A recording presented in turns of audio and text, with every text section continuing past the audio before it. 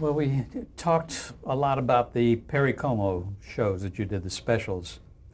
And you were in the 1980s, not only were you doing Perry Como specials, but you did quite a few other shows as well. One of them caught my eye was the Sesame Street Christmas. Can you tell us how that came about and what it was like? Well, we did the special from New York, and I had known Mike Dan as the program director of CBS. And he became, it's terrible that I don't remember his exact title, but he was an executive of Sesame Street and responsible for making deals with the rest of the world and, you know, the things that Mike was a specialist in. Through the Children's Workshop. Through the Children's Workshop. And we were in New York, and he said, we ought to be doing it was just as simple as we ought to be doing a Christmas special. And I said, I'd love to work with them because we had, I had worked with the Muppets on the Jimmy Dean Show. And of course, there was Kukla, Fran, and Ollie. Yeah. But the Muppets had been, we used the piano-playing Muppet, Rolf. Not Ralph, but it was Rolf, like a dog one, Rolf, Rolf. And Jim Henson did the head and one arm, and another Muppet operator who did Miss Piggy did the other hand, and Rolf played the piano. And so it was because of that and the fact that I'd worked with him, and that was his first job on television for Jim Henson, was to do the Jimmy Dean Show, you know, on network television on a regular series. Had you seen him somewhere that you... Giulio De Benedetto, who worked with us, saw him in Washington and said, there's a very funny Muppeteer in there. I saw it when I was down there visiting a cousin or something. I said, I don't know whether I want to work with puppets again. He said, you have to see Jim Henson. He's different from anything you've ever seen. So we did, and he was wonderful. He was low-key. He was so subtle in his humor. And I said, well, because Julia was going to direct the Jimmy Dean Show. I said, I don't know whether Jimmy will cotton to working with a puppet. I mean, Fran did, and she believed, you know, Kukla and Ollie. And I don't know whether he will do it or not. So we decided we'd have an audition in a rehearsal hall and have Jim come in and do it. And he was going to talk to Rolf. And Jim was hidden down right behind the end of the sofa, and Rolf was kind of sitting on the arm of the sofa. And we had Jimmy talking in a hand mic, because we were just in a rehearsal hall, and we had Jim Henson with a telephone operator's mic that was around his neck. And so I said, we got to see if Jimmy really believes in Rolf, or we can't. It wouldn't be wise to have him on the show, because Jim is a down-to-earth, practical guy. And they were doing this little thing that we had written, and Jimmy was talking, and then Rolf would talk, and you look at him, and then about halfway through the thing, Jimmy talked into the mic, and then he put the mic over to Rolf, because he was just believing the audio was coming from there. And I said, we don't have to do any more in the sketch. He believes in Rolf, and it'll work. And he was on the Jimmy Dean Show the whole time it was on. Rolf was a regular and did a little sketch each time. And then with Mike Dan being there, I said, we ought to do a Christmas show. And I said, well, let's do one. We book a bunch of guest stars and have a little special.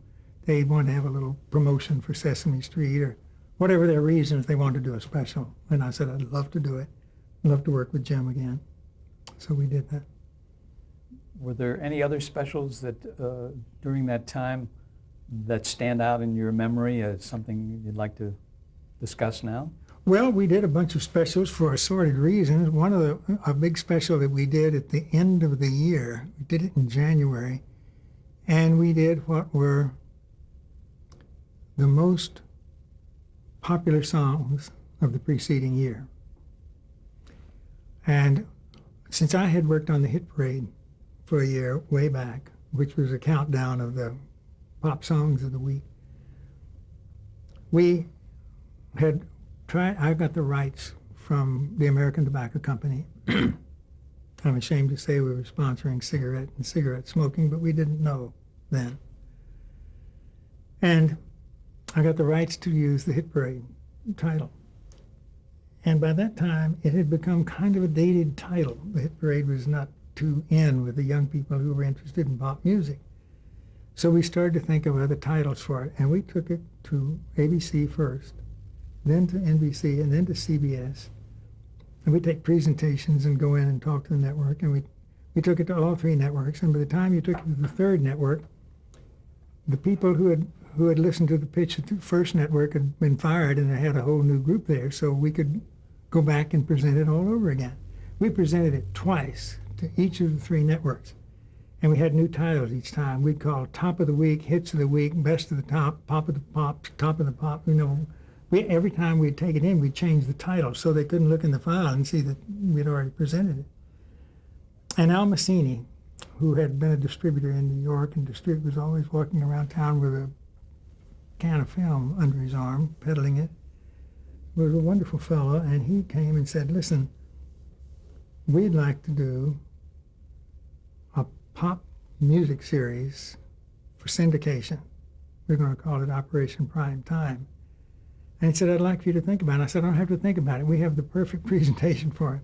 And at that time, we'd been changing the title so much, it was changed to Solid Gold.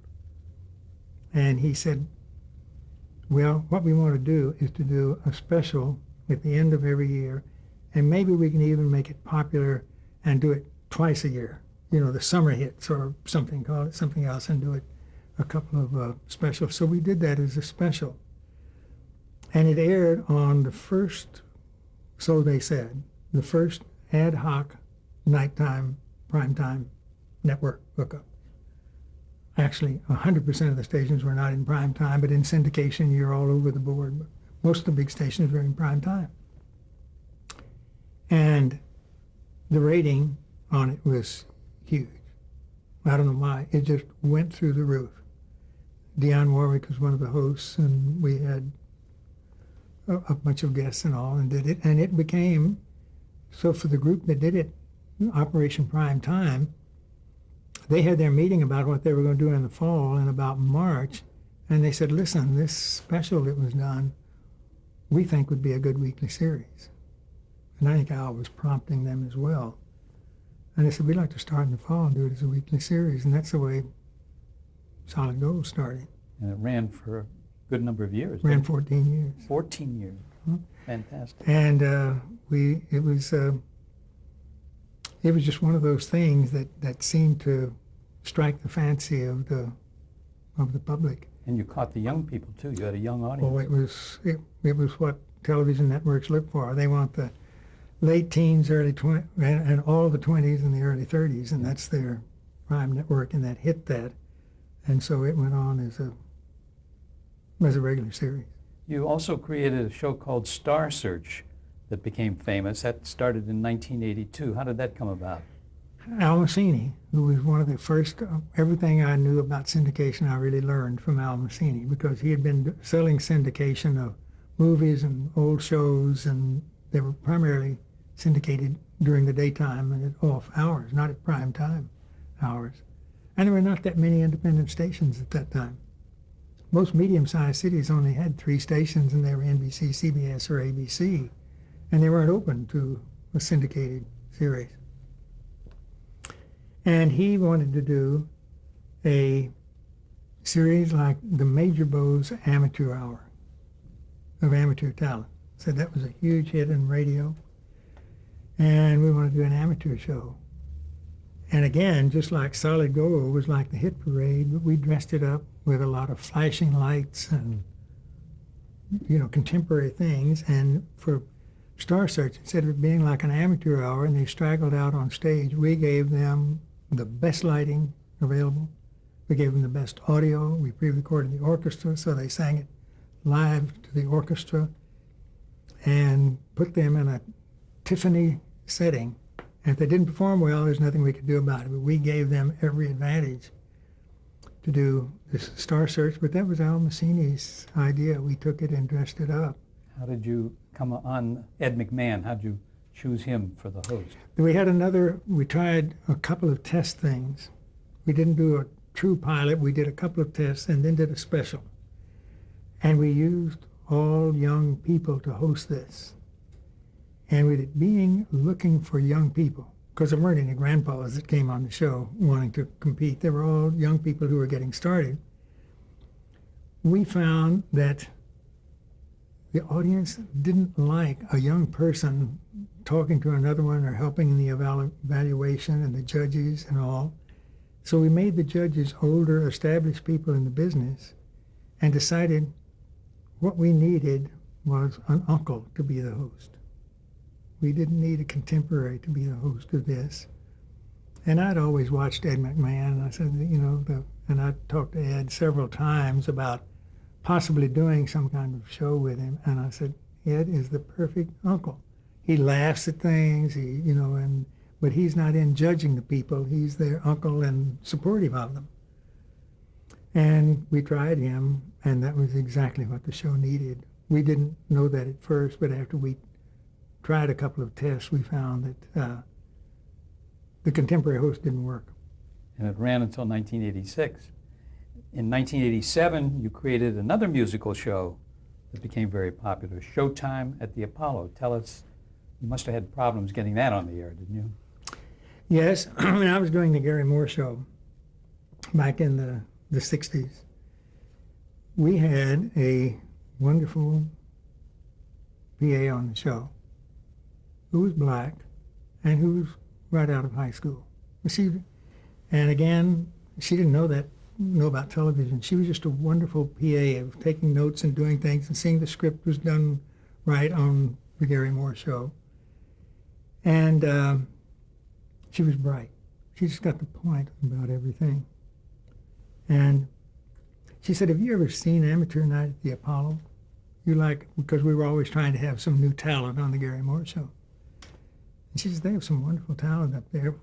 Why don't you go see it? And I said, oh, okay, I will. And of course I didn't. And I never found the right time to go. And one time she was very aggressive and she said, I have 2 tickets and I'm going to Amateur Night at the Apollo with you up in Harlem. And I went, and she had tickets for us right down front.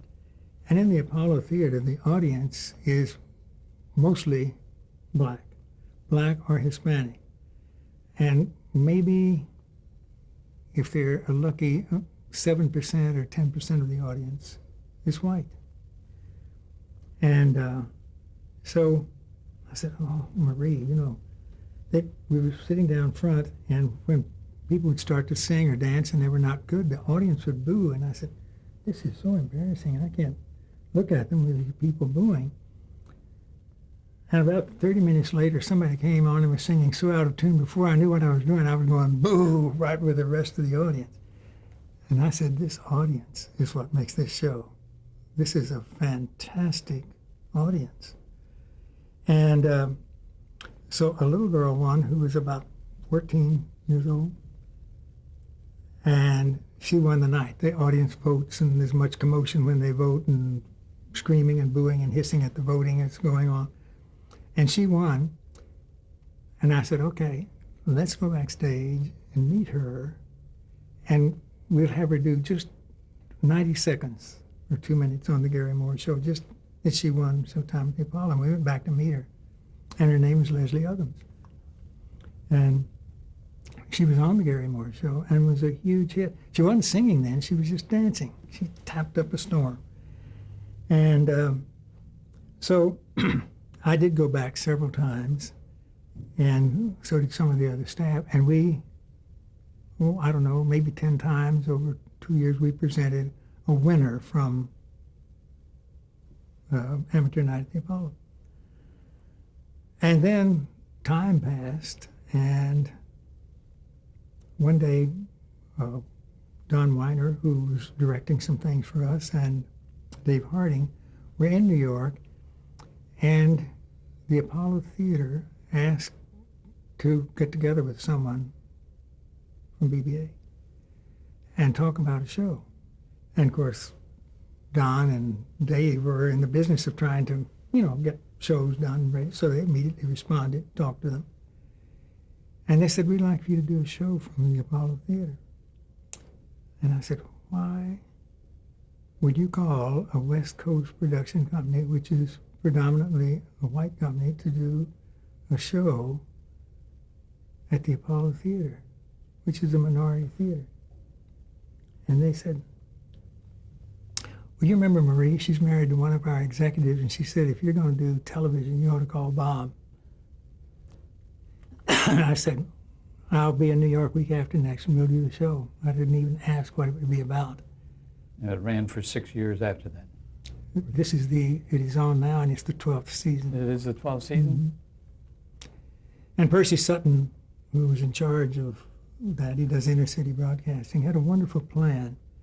He said, listen, we want you to do the show, but we want to train people in Harlem and train minorities to be able to do television, because I know you're not going to be able to have the staff, the creative or the technical staff from here.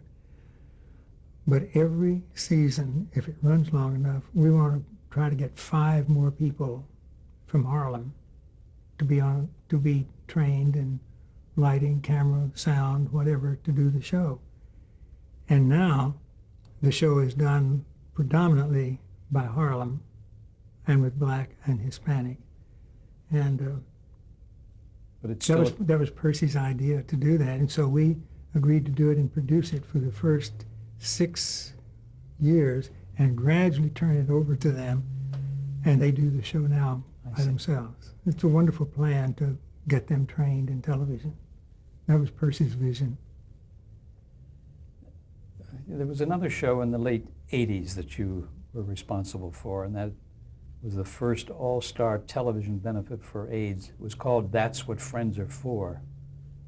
Did they come to you to do that show? I mean, the ALPA or one of the AIDS organizations, or how did that come about? That's What Friends Are For was a huge pop record. It was done by Dionne Warwick and others. Mm-hmm.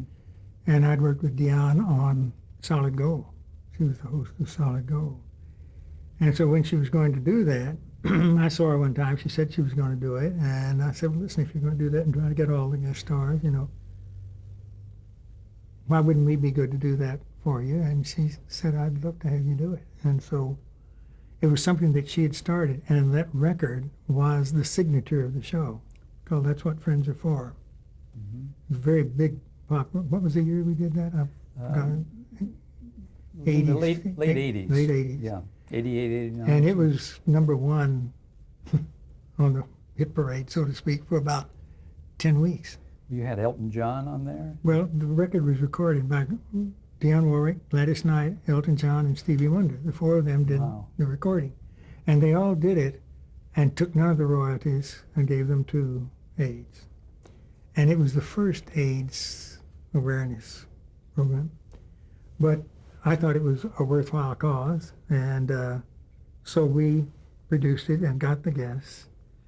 And it was on Showtime, wasn't it? It was on Showtime and other things. It was syndicated and played wherever they could get coverage. Terrific. And asked for donations for AIDS were the commercials. In the 1990s, you went more toward television movies. Mm-hmm. Was that because there weren't as many opportunities to sell musical variety shows on television? Of course. Variety went into their demise at the end of the 70s. And other than a few specials, every one of the variety shows that we did in the 80s and up until the early 90s was, I hate to use the word gimmick because we thought they were better than gimmicks, but it was an idea show. Solid Gold was countdown. It wasn't just doing musical numbers and singing a little old duet sitting on 2 little old stools. It was not that kind of show. Star Search was a variety show, but it was a variety show with an idea. The Perry Como shows where we went overseas, sure it was variety, but the gimmick there was being in a different city, singing in different churches, wherever. That was the idea of the shows. They weren't just a Christmas show. They were an idea Christmas show. What do you think was the cause of the demise of the variety show on television? I think television got faster paced than that. And when variety shows first started, that was the time you could see major stars performing on television. And then as The Tonight Show and those shows came in and the talk shows, all the major stars appeared on these shows to sell their book or something. And it was no longer that special to see a major name on television. And the face of television changed. As all of a sudden television went outdoors, the way we went outdoors to do variety shows on location. It became, dramas were no longer done in television studios, they were done on location. And television became bigger as it became part of the world. And it was no longer in the little studios. And I think there were so many reasons why it went down, but that's certainly one of them. It was the stars were no longer that special. And they would do anything to sell their book and then turn around and want $25,000 or $50,000 to appear as a guest. And the variety shows went down. So we stuck to variety shows with a very strong idea. But, you know, I was trained at Northwestern in drama. I wasn't trained in music variety. I just got typecast in that. And I jumped at the idea to do movies for television, because that was a whole new thing that was starting in the 70s and 80s, and I did 2 in the 80s, 2 MOWs. That's right. In the 90s, some of the people that you had as stars were Charlie Bronson, Ed Asner, Charlton Heston, Elizabeth Montgomery. So you had big-name people. That's what the networks wanted. Yeah. They really wanted name people. There was one show in 1991, a special, rather a movie that you did called Yes, Virginia, There Is a Santa Claus. That's got a long history, doesn't it, that particular story? Wasn't that a column in a newspaper at one time? It was just a column in a newspaper. It wasn't a story. It was a girl that wrote the newspaper and said, "My father says you always tell the truth in your newspaper. Will you tell me the truth? Is there a Santa Claus?" And the editor of the paper wrote a wonderful editorial. It's since become a classic. So we called it that and did as much of the story, the true story, as we could find, you know, about what happened. And that was the drama. It's going to be aired this Christmas again. It's been aired 2 Christmases since. And I guess it's kind of a staple because they think they know that story because they know that title, but they don't know the real true story. And we thought, we need someone who's very tough, because the fellow who wrote the reply to that letter was an alcoholic, and they were getting ready to fire him from the paper. And we took those things about it, and he wrote that story, and it changed his life. Wow. By writing that, not the story, but writing the answer to Yes, There's a Santa Claus. It was all the usual kind of things, but worded in a beautiful way. Santa Claus is a spirit, you know, that. And we wanted someone to do it who had done tough and mean things, but then is changed and can have a wonderful heart at the end of the movie. And we said, wouldn't Charles Bronson be great for this? And his agent said he hasn't been doing television, and he's a movie person, and he didn't want to do it. We said, well, let him see it. Can't we, or can't we do it? No. And I found out from a friend who said that they were at some gathering with Charles Bronson, and he said, they were saying, how do your grandchildren like your movies? And he said, oh, I hope they don't see them. I don't want them to see all that blood and thunder.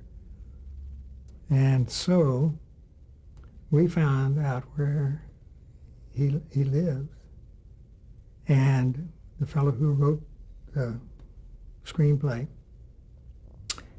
and us talked about it and found where he lived and sent him the script to his address and said, we'd like for you to consider something that you could show to your grandchildren. And that's all we said. And he called back 2 days later and said he would do it. Isn't it funny how you never know how you're going to get someone attracted to do something?